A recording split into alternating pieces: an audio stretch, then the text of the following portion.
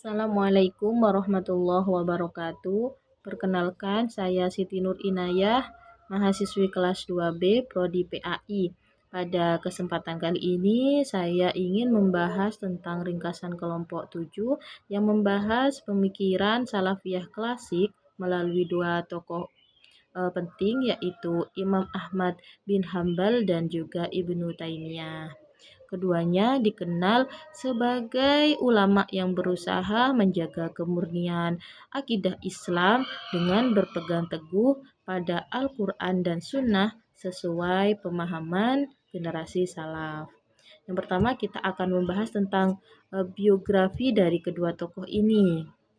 Imam Ahmad bin Hambal lahir di Baghdad pada tahun 164 Hijriah. Beliau merupakan ahli hadis sekaligus pendiri madhab Hambali. Keteguhannya terlihat dalam peristiwa Mihnah ketika beliau menolak paham Mu'tazilah yang menyatakan bahwa Al-Quran adalah makhluk. Meskipun beliau harus dipenjara dan juga disiksa.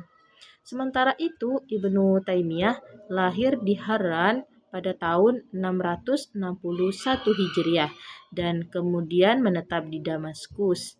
Beliau dikenal sebagai ulama yang menguasai berbagai disiplin ilmu, aktif dalam perjuangan melawan Mongol, serta sering menghadapi pengadilan karena pandangan-pandangannya dianggap kontroversial.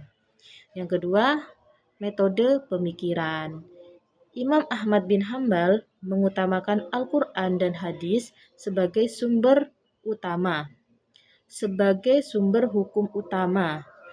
Jika tidak ditemukan dalil, beliau menggunakan fatwa sahabat, kemudian hadis mursal atau do'if, dan qiyas sebagai pilihan terakhir. Sebaliknya, Ibnu Taimiyah menegaskan bahwa akal yang sehat tidak akan bertentangan dengan wahyu yang sahih. Menurutnya, jika tanpa ada pertentangan, berarti terjadi kesalahan dalam memahami wahyu atau menggunakan akal. Yang ketiga, penolakan terhadap rasionalisme ekstrim. Kedua tokoh ini sama-sama menolak penggunaan akal secara berlebihan dalam masalah akidah.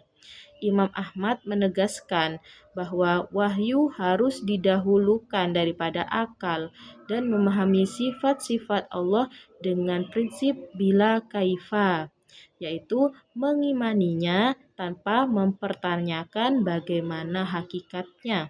Sementara itu, Ibnu Taimiyah mengkritik para filsuf dan ahli kalam yang mengutamakan logika daripada wahyu. Beliau menegaskan bahwa akal hanyalah alat untuk memahami wahyu, bukan untuk mengubah atau menolaknya.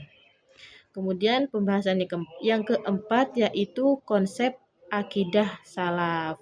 Imam Ahmad mengajarkan bahwa akidah harus bersumber pada Al-Quran dan Sunnah, menetapkan sifat-sifat Allah tanpa menyerupakannya dengan makhluk, meyakini Al-Quran sebagai kalam Allah yang bukan makhluk, serta memahami bahwa iman terdiri dari keyakinan hati, ucapan, dan amal yang dapat bertambah maupun berkurang.